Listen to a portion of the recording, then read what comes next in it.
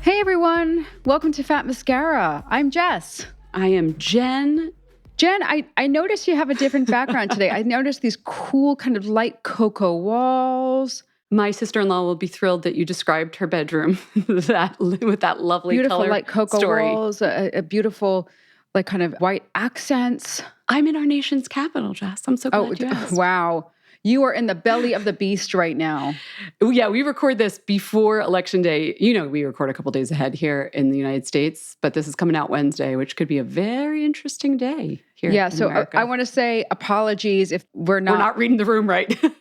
I really don't know what's going to happen, which is such a strange thing. But I guess, sorry, we're not live. Sorry, we're not like Michael Barbaro. As you know, Jess wants us to be streaming, and I adamantly refuse.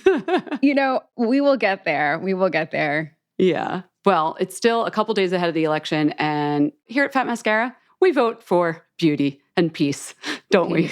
Yeah.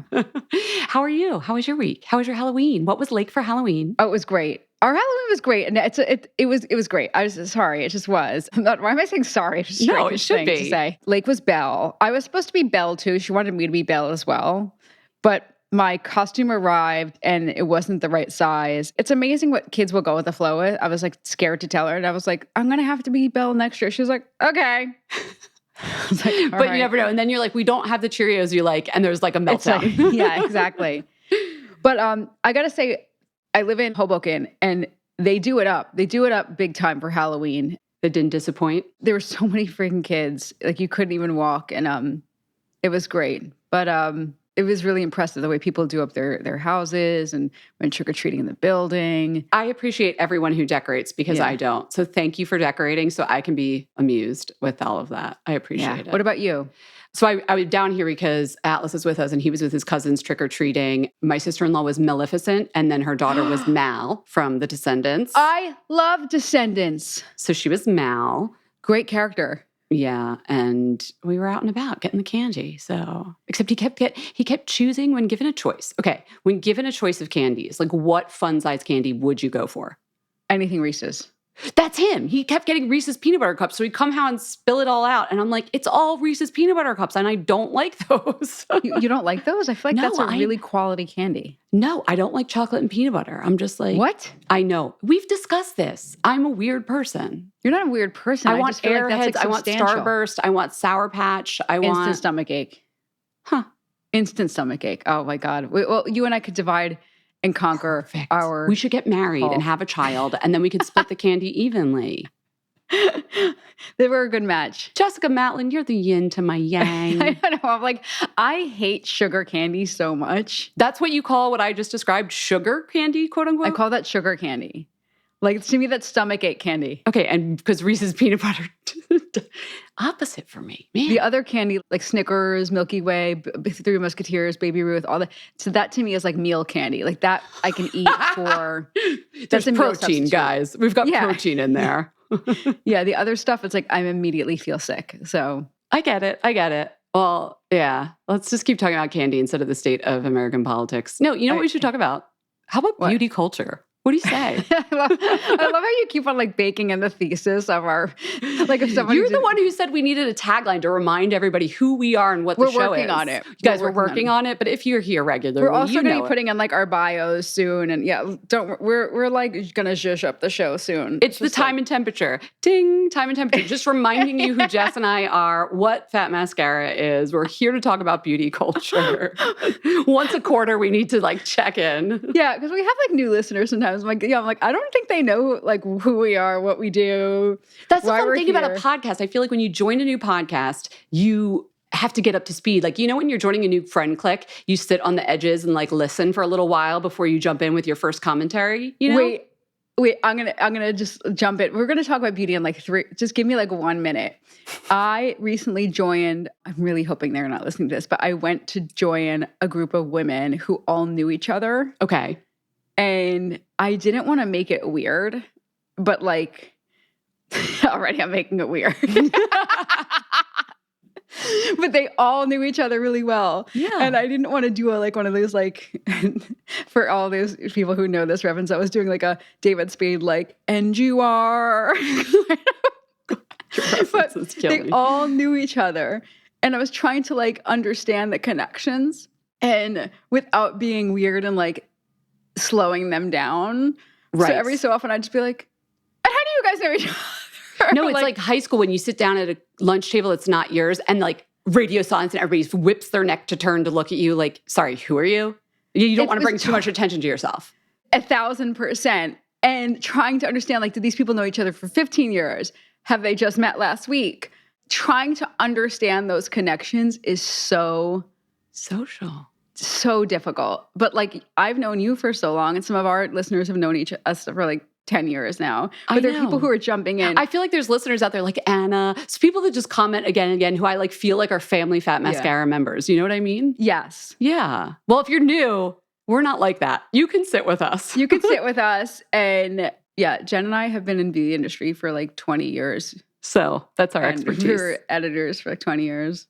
I'm not an editor anymore. I'm still a journalist. But you are a journalist through Fat Mascara. I'm a journalist through Fat Mascara. I'm now a director of retail. She curates the beauty. I curate. I know. Moda operandi. Recently I was at a party and somebody asked me what I did. I said, I'm in retail. And then another person said, don't say you're in retail. Why not? Say you're a curator. And I was like, but they're going to think I work at a museum. That person definitely works in retail and feels weird about it. But if I say I'm in retail, I don't know. It's not wrong. No, I said I don't know. I don't know what to say anymore. Can't please everyone. No, it just takes too long. It does. We're just going to bring our point of view. You like it or you don't. All right, let's do this thing.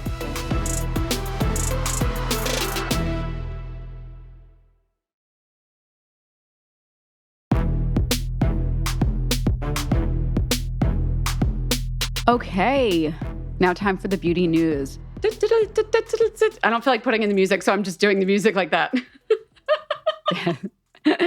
Okay, the news wires are popping. They've been popping really, like, it's been going wild this week on all of the markets.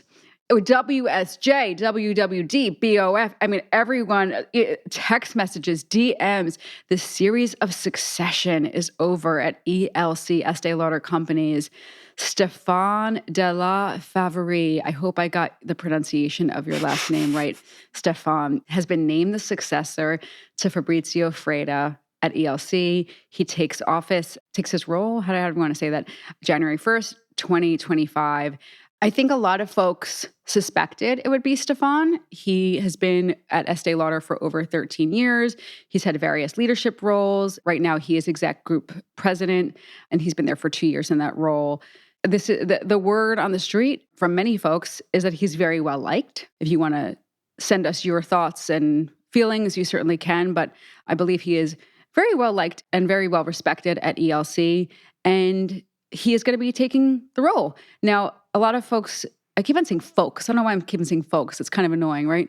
That's what Business Desk is about. It's not just the dry news. It brings a little folksy color to it. Right? I don't know.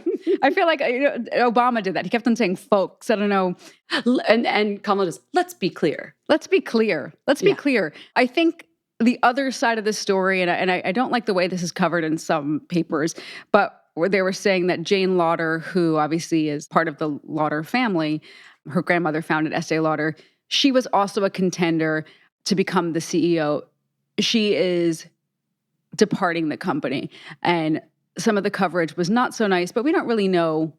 Well, here's the thing. She's not departing. She's staying on the board. On the board, but she's not going to be involved in the day-to-day operations. She's not going to be the CEO. Board positions are powerful. Like, Yes. I understand that she did want the operational role within the company, but like, she'll be able to have her opinion known as a board member. Yeah. And so I think the family is still very much in the mix. Yeah. So, but yeah, the idea is that it was a family-run company, and now power goes to Stéphane. So, congratulations to him. Congratulations. I love it. Congratulations. No, totally. He's been working hard. Okay. So, next up, Jen, what happens to all of the unsold product in the beauty industry? Think about what happens to all of the unused product in your apartment. Not a dig. No, I know. I think about it a lot, Jess. I don't know if you're being rhetorical or what, but No, I do think about it. I think about it all the time. What happens to all the unused product in... Well, you know, I visited the MRF here in Brooklyn, and I saw the recycling facilities, and I saw the little bitsy things and how they all fall through, and then they just go to a landfill. So, I mean, we talk about this all. We even got criticized for it once in like one of the reviews. It's like, oh, they're always talking like the waste and the this, and they're complaining, and it's like, well, you know what? Sorry, we need jobs, and we work in the beauty industry. We can be critical, but that's how we get the industry to make changes, by continuing to critique it in the true sense of the word critique. You know? Exactly. So I've learned in my role in the past couple of years that some goes to liquidators, like it gets sold to the TJ Maxx's of the world and the Home Goods. When I discovered the Home Goods beauty aisle, yes. But not all companies do this. And I was actually talking to my friend the other day who works with a company. They sell to like Amazon and stuff. But sometimes like if they overship or whatever, some stuff gets destroyed. Like is a term that I learned with another brand. Happens in fashion, right? Yeah. Like the luxury brands will cut up a bag so that it can't be resold. Yeah, go destroy. on. And I'm not saying Amazon does this. I'm just saying like just in general, like they call it D.I.F, destroy in field. It just means like get rid of it. So there's all kinds of things, all different ways to get rid of merchandise. But what's interesting with beauty is that it has an expiration date. And all of this equation means for a lot of ways. So anyway, let me just lead up to the point. Sorry, I'm just kind of like going on and on and on. There's this one company that I just found, just learned about in Beauty Matter, super clever. The founders are Gabrielle Filippo and Olivia Bally, and they founded a company called Intact. Now, this is only in France, but I loved it. They actually found a way to monetize this overstock problem.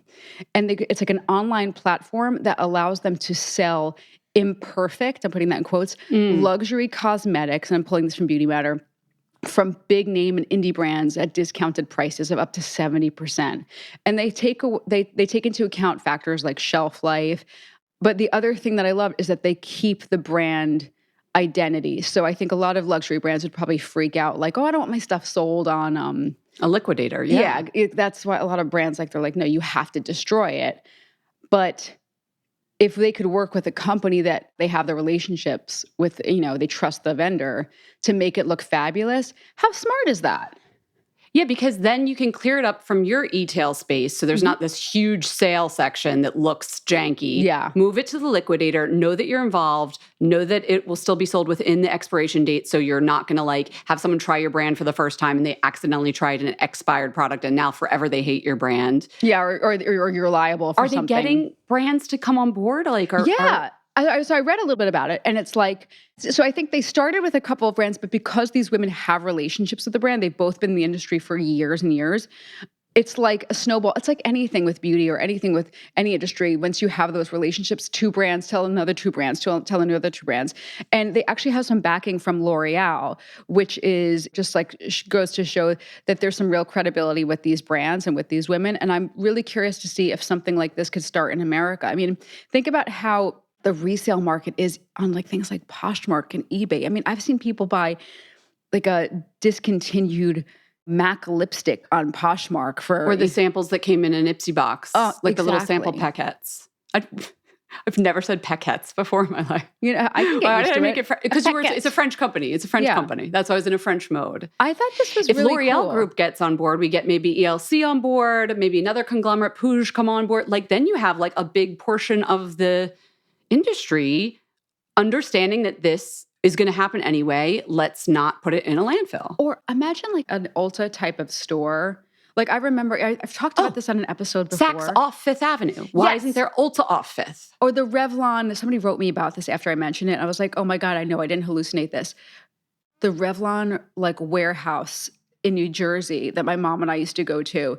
And we would get like 7 bags for like $1. Yeah, we went to the Tasty Cake one in Philadelphia. And it was like a day before the crimpets, I think they're called, were going to expire. And mom's like, you can eat these for like 3 weeks. This is going in your lunchbox. Yeah. Yeah. We need something like that. And with beauty being bigger than ever and all these limited edition products that like they can't sell past a certain date of the collab or the license or whatever. Yes. Yes. This is, people are just sitting on money here. All right. Next up. Is this the most goth perfume ever? Heretic? Is it heretic? I can never pronounce that word right. Douglas Little. Yes, exactly. Douglas Little, a true innovator when it comes to fragrance. Heretic Parfum, has partnered with Focus Features for a limited edition scent that's called Nosferatu. So anyone not familiar with Nosferatu, it's a very famous classic film about a vampire, like a real iconic vampire. You totally know what he looks like. It's like I believe, is it a silent film? I should know this. Shame on me. But he has the bald head and the long nails, super icon. Nosferatu is the inspiration for this fragrance. And he asked himself, what does a vampire smell like? The smell is top notes of lilac and ambrette seed that fall into a heart chord of violet, orris root, and I don't know what petrichor is. I probably should have looked that up before. No, petrichor, the smell after the rain. Oh, thank you, Jen. Yes, that sounds good. And the dry down is vegan ambergris and oud absolute. It's cold, pale, and pellucid. It evokes the uneasy chill of encountering with an apparition. I'm sorry, I've got to get my hands on this. Yes. We should point out also that this was because there is a remake of Nosferatu coming out. So it's tied to that, not the original, though I'm sure the character and the vibe is the same. People are going bonkers for this perfume. I've got to get my hands on it. It's already got like a fandom going, but what a perfect Nosferatu. Like, could you get more evocative of what that's going to be? I don't know. My Anne Rice girl from back in the day that I was is getting very excited, you know? I feel like Halloween may have passed, but I mean, it's still like winter time. This is such a vibe. Speaking of the eternal sleep. No, I don't even know if that's a good tie, but I want to talk about sleep. Speaking of dying. Speaking of sleeping in the daytime and dying on it. Okay, I have to talk to you about this. I saw it written up recently in Mary Claire, sleep retreats, but I've been clocking this as well because I sometimes cover, and Garrett covers a lot, like resorts and travel, so he's always bringing that to the show. But there are now retreats to help you sleep or sleep health retreats. And at first I was like, sign me up. Right. But I was also like, what is the world coming to? Like, we have to take a vacation and pay our good money to go sleep.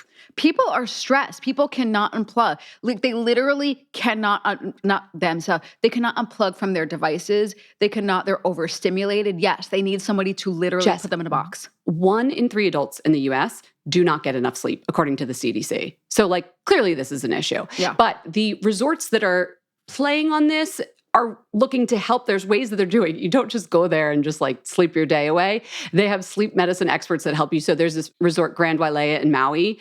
They offer aura rings to their guests so they can track their sleep while they're there. And then this sleep scientist, Rebecca Robbins, a Harvard professor, she helps to have you like rework your sleep patterns based on what they learned from the rings while you're sleeping there. Also, part of me is like, well, if I'm sleeping at the Grand Wailea in their beautiful beds and sheets, of course I'm going to have a better sleep than I usually do. So I don't know how good that is. But there's another one in London, a hypnotherapist. Okay, sorry, Malaminder Gill, if that's not how we say your name. Malaminder Gill? Malminder Gill? It's a cute name. Malaminder. They're also known as the sleep concierge. They'll come to your room at the Mandarin Oriental in Hyde Park and provide a consultation, sleep hypnotherapy targeting your concerns. So you're going to get the expertise of these people that maybe you couldn't find time in your regular life to get. So that when you leave the vacation, hopefully when you get back home, you're going to sleep better. What do you think of this? Would you do this? I mean, the idea of just going on to any of these places, being left alone without my day-to-day distractions is a sleep retreat in itself. Jess is like, I don't need the Oura ring. I don't need the Harvard PhD. I don't need a stranger scientist in my room. Like, you know. Don't hook me up to any wires. Just leave me be. No, but like, I think I might take away some like best practices, but the idea of creating that boundary between my life and, do you know what I'm saying? Sorry, yeah. I don't know if I'm adding. No, because when you're in your day-to-day and your habits and patterns are set in a way, like how do you expect to kick out of that? Maybe you could use the retreat as like a kickoff moment to bring back, oh, remember how I slept well because they had blackout shades? Maybe I should get blackout shades. Yeah, the intentionality of somebody being like, all right, Jessica, so we're going to, and I don't know what they bring to the table, so I'm sure they bring lots to the table. They're not hiring this person to come in and be like, here's a pitcher of water next to your bed, you know, like they're definitely There's some chamomile tea. earning their paycheck, but like having somebody just knowing that they're coming to take care of me and put attention on me and my habits would probably be very meaningful and make me feel very well taken care of. Then when I'm catapulted back to my life, I don't know if those habits would necessarily translate. Yeah. That's the thing about vacation. I think a lot of us take them now and we say we're taking time off, and then we still have the device and we're checking in at work and whatever. And the true sense of the word vacating your life, like you have to, like that vacate. There's no power in a vacation if you're not stopping your regular practices. It's not peaceful. I think one of the worst things, I'm not saying anything new here, but like the worst thing has been the screen, like screens for and sleep. And not just the looking at the blue light of it all, but the fact that work isn't confined to 9 to 5. That's what I mean. Yeah. Looking at a screen up until like, even if it's like 10 minutes before bed, it's like, yeah, the no barrier. I know somebody... Or not even looking at a screen, but the fact that like I am dealing with an email from a boss at 10 minutes before bed, of course that's going to disrupt my sleep pattern, even if I dealt with it. Yeah. It's like now I'm in work mode. Yes. It's the constant intrusion, of the value of it is, of course, here I am. I was able to come to DC with my family and I can do my work from here with my portable mic and my computer. So there's value in that, but like to what end? Because you never turn off. I'm not saying anything new. I feel like everybody has this issue. I look at my home and it's like my office and my husband's office and my child's, like how it's like, it's not normal. It's all the things. Yeah. Yeah.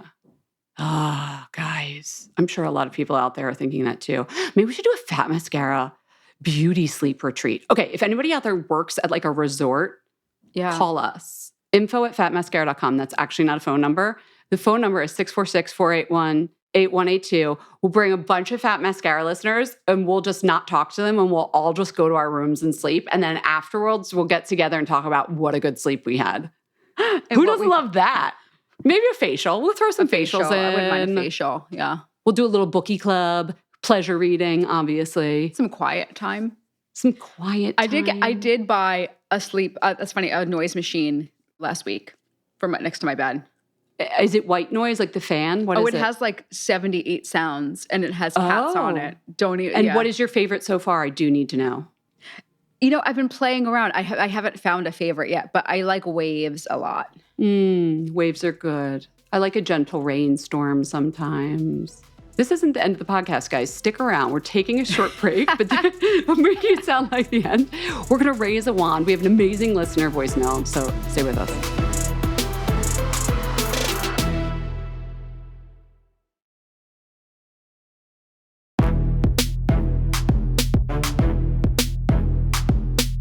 Okay, it is time to raise a wand.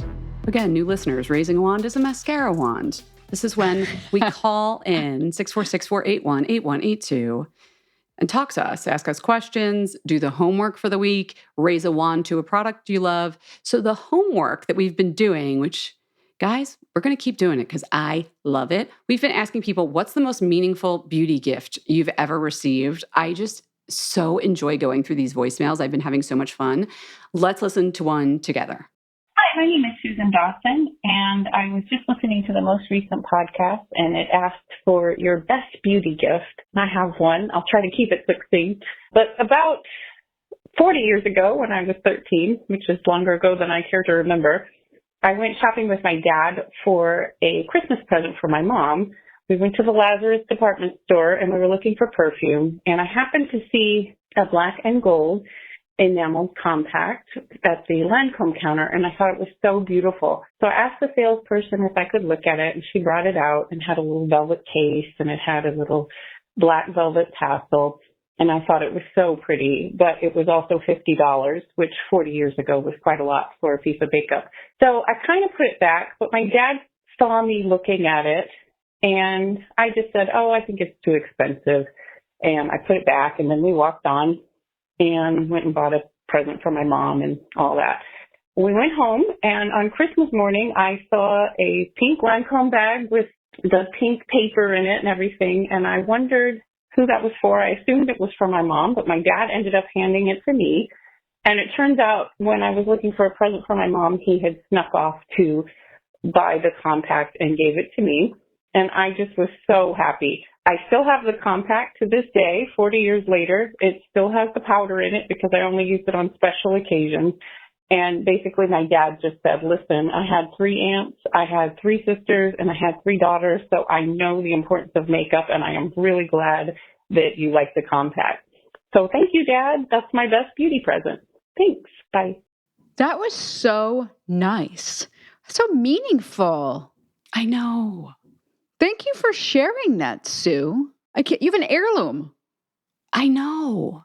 I love that idea. I've seen my parents do this where when they're shopping together and somebody shows an interest and then, keeps on moving. I've seen my dad then go back and get the thing and then months later give it to my mother. And it just says that I see listening. you, I'm paying attention. That's really I had sweet. the wherewithal to save it until whenever I'm going to give it to you. Such a meaningful gift. That was such a good story. Can you call us with your stories? Were you inspired? Do you have a story like that? Do you have a beauty gift that was meaningful? Call us, 646-481-8182. You can also send a voice memo to info@fatmascara.com. Okay, raising wands. Who shall go first? Can I go? You can, Jessica. Go ahead, Jessie. Can I go? Yes, Jessie. Okay, I got to tell you, when we met with Michelle Phan, I hadn't tried her line. They said, "Oh, we'll send it to you after." I don't know, maybe #gifted. Go on. It was it was hashtag. Hey guys, just want to let you know. #gifted. Yes, thank you for keeping me honest, Jen. Okay. M Cosmetics. Tell me M everything. Cosmetics. It's spelled EM space cosmetics. I didn't know what to expect. I was listening closely every time you were like, love that. Oh my God, the powder filter, #yay, When have I ever in my life said that? But go on. No, I know you don't say you like stuff if you don't like stuff. Very true. You're not egging people on if you don't I'm not going to just blow smoke up your ass. Totally. No. So I was like, okay, Jen actually likes this stuff. And then they said they sent me things. I also like that they didn't send me a ton of things. It was very purposeful mailing. They sent me 6 things. So I was like, okay. Oh, fun. Okay. Yeah. What were you thinking? Oh, they didn't send you a lot? No, I was like, is that 3? Or I wasn't sure what the number would be, but they curated it. Call back. They curated the package for you. Go on. They curated an assortment. I love everything they sent me. Whoa. Okay. I honestly, no offense, Michelle, I didn't think I was going to love everything. Only because I rarely love everything that one brand sends. And it's not, of course. It's just it's just not one of how the we odds. shop anymore. Yeah. Yeah, it's not one-stop shop anymore. Everything was good. Do you want to maybe just give a highlight? Yeah. I love the So Soft blush. And by the way, I was not a Michelle stan. I didn't grow up watching her videos or anything. I think she's very amazing. I think that's clear from the way you've presented this whole thing. No, sorry. No. I don't I'm not anti-Michelle. No, of course. I'm just saying I think that she's— You weren't following closely for a while. Yeah. I respect what she's done. I love what she's built. Holy cow, we should all do that, But it's just I'm not saying oh my God, I was ready to fall in love with everything. Mm-hmm. Okay.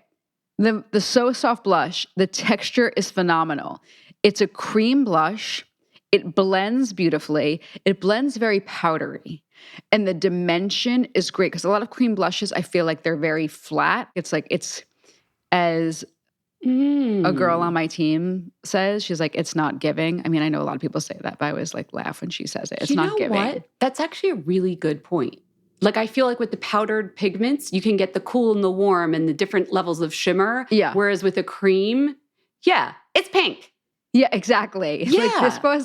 This one gives you a lot of dimension. Okay. And I think it's great. And I put on 2 seconds, bam, bam, bam. It's fabulous. Okay. It's $30. I think she sent me Venetian rose, but chiffon's looking really good too. I might like to buy chiffon. Okay. It's a real pinky pink. Looks like a Sabrina Carpenter kind of pink. Okay. Yes, I There's can't also get one enough of called blush. Baby that's very nice. And I like the way, if you want to like look at where the colors fall, they do like a nice chart where you can see like if it's warm or cool, might help you find what you're looking for. And then I really liked the filter, like the one that you said, it's like a powder filter. She was talking about that, yes. Yeah, it's like a pressed powder. Portrait mode. Right. She mentioned that. I'm not usually a powder person, but she said she worked really hard on that. Yeah. Yeah. And then the other blush that they do called Heaven's Glow. This is more of it's like a iridescent powder. Is that blush. A powder product? Yeah. So that one's really good. Has like an iridescence to it. That one's gorgeous. And I feel like Michelle Phan, I feel like she's using that a lot on her face when you see what she is wearing. She has, yeah. It's that glow that's not like a cheap fake glow. Luminosity, if you will, radiance. Yes. I forget which is which. What did we decide? Luminosity? Luminosity. Radiance comes with it from within, like skincare. Luminosity is a little shimmer added. Is that what we decided? I think so. That was the conversation went on a while. Please see our episode with Julie and Garrett. And then she has an eyeshadow palette that they did not send me. And I'm interested in that. That's $42. But I always feel like Michelle has a really Raise a wand? Question mark? You could raise a wand, TBD. And I think those palettes, I think the color stories that they have are really interesting.